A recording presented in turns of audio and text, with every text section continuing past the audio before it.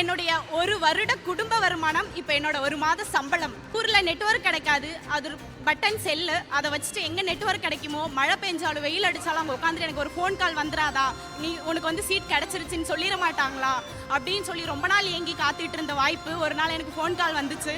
அங்கேருந்து கிளம்பி வந்த பிறகு நீ இவ்வளோ மார்க் வச்சிருக்கல, நீ இன்ஜினியரிங் படி அப்படின்னு சொல்லி எனக்கு எஸ்ஆர்எம் காலேஜில் இன்ஜினியரிங் சீட் கொடுத்தாங்க. கவர்மெண்ட் ஸ்கூல்லேருந்து படிச்சுட்டு வந்த தமிழ் மீடியமில் படித்த ஸ்டூடெண்ட்ஸ்க்கு என்ன தேவைப்படுது இதுக்கப்புறமும் அப்படின்றத புரிஞ்சுக்கிட்டு நிறைய கற்றல்கள் நமது பள்ளி இணைய அதில் எல்லாத்துலேயும் நிறைய ட்ராவல் பயணம் பண்ணினேன். அதில் நிறைய கற்றுக்கிட்ட பிறகு எனக்கு வந்து ஒரு ஆட்டோமொபைல் இண்டஸ்ட்ரியில் நான் செலக்ட் ஆகிட்டு என்னுடைய நான் வேலை ஜாயின் பண்ண போகிறது குஜராத் போகும்போது அதுதான் என்னுடைய முதல் விமான பயணம் கூட.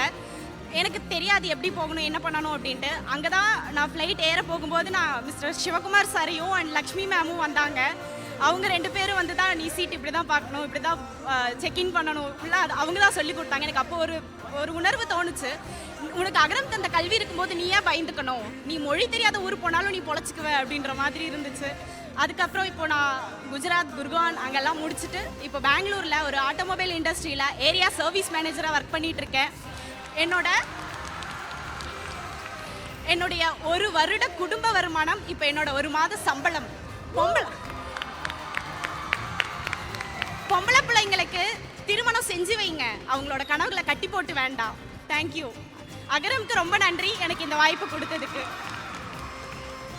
தினமும் 16 கிலோமீட்டர் மிதிவண்டியில் போய் தான் என்னுடைய 6ஆம் வகுப்பு முதல் 12ஆம் வகுப்பு வரை என்னுடைய கல்வி முடிக்கிற மாதிரி இருந்துச்சு. என்னுடைய ஊரில் ஒரு பழக்கம் இருக்குது, பொண்ணுங்க வந்துட்டு நீங்கள் ஏன் படிக்கணும், நீங்கள் வந்துட்டு கல்யாணம் பண்ணி வேற ஒரு வீட்டுக்கு போகிறவங்க தானே, உங்களுக்கு எதுக்கு கல்வி வேணும் அப்படின்ற ஒரு சூழல் இருந்துச்சு. அதே மாதிரி எனக்கும் அந்த நெருக்கடி வந்தது என் குடும்பத்திலேருந்து. அதுலேருந்து தப்பிக்க ஒரு வழி கல்வின்றதை நான் முடிவு பண்ணேன். எப்போ எழுந்திருக்கிறேனோ நைட்டு 1 மணி 2 மணி நான் புக்கை தான் கட்டி பிடிச்சி தூங்கியிருக்கேன். 10th 11th 12th school first வாங்கின பிறகு என்னுடைய பள்ளி ஆசிரியர் மூலமாக எனக்கு அகரம்னு ஒன்று தெரிய வந்துச்சு. அகரம் தெரிஞ்ச பிறகு அகரம்காக எங்கள் ஊரில் நெட்வொர்க் கிடைக்காது, அது பட்டன் செல்லு, அதை வச்சுட்டு எங்கே நெட்வொர்க் கிடைக்குமோ, மழை பெஞ்சாலும் வெயில் அடித்தாலும் அங்கே உட்காந்துட்டு எனக்கு ஒரு ஃபோன் கால் வந்துடாதா, நீ உனக்கு வந்து சீட் கிடச்சிருச்சுன்னு சொல்லிட மாட்டாங்களா அப்படின்னு சொல்லி ரொம்ப நாள் ஏங்கி காத்துட்டு இருந்த வாய்ப்பு ஒரு நாள் எனக்கு ஃபோன் கால் வந்துச்சு. அங்கேருந்து கிளம்பி வந்த பிறகு நீ இவ்வளோ மார்க் வச்சிருக்கல, நீ இன்ஜினியரிங் படி அப்படின்னு சொல்லி எனக்கு எஸ்ஆர்எம் காலேஜில் இன்ஜினியரிங் சீட் கொடுத்தாங்க. அங்கே நான் படிச்சுட்டு அகரமில் அதாவது கவர்மெண்ட் ஸ்கூல்லேருந்து படிச்சுட்டு வந்த தமிழ் மீடியமில் படித்த ஸ்டூடெண்ட்ஸ்க்கு என்ன தேவைப்படுது இதுக்கப்புறமும் அப்படின்றத புரிஞ்சுக்கிட்டு நிறைய கற்றல்கள் நமது பள்ளி இணைய அதில் எல்லாத்துலேயும் நிறைய ட்ராவல் பயணம் பண்ணினேன். அதில் நிறைய கற்றுக்கிட்ட பிறகு எனக்கு வந்து ஒரு ஆட்டோமொபைல் இண்டஸ்ட்ரியில் நான் செலக்ட் ஆகிட்டு என்னுடைய நான் வேலை ஜாயின் பண்ண போகிறது குஜராத் போகும்போது அதுதான் என்னுடைய முதல் விமான பயணம் கூட.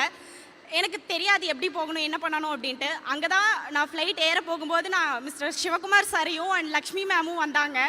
அவங்க 2 பேரும் வந்து தான் நீ சீட் இப்படி தான் பார்க்கணும், இப்படி தான் செக்இன் பண்ணணும், ஃபுல்லாக அவங்க தான் சொல்லி கொடுத்தாங்க. எனக்கு அப்போ ஒரு உணர்வு தோணுச்சு, உனக்கு அகரம் தந்த கல்வி இருக்கும்போது நீ ஏன் பயந்துக்கணும், நீ மொழி தெரியாத ஊர் போனாலும் நீ பொழைச்சிக்குவ அப்படின்ற மாதிரி இருந்துச்சு.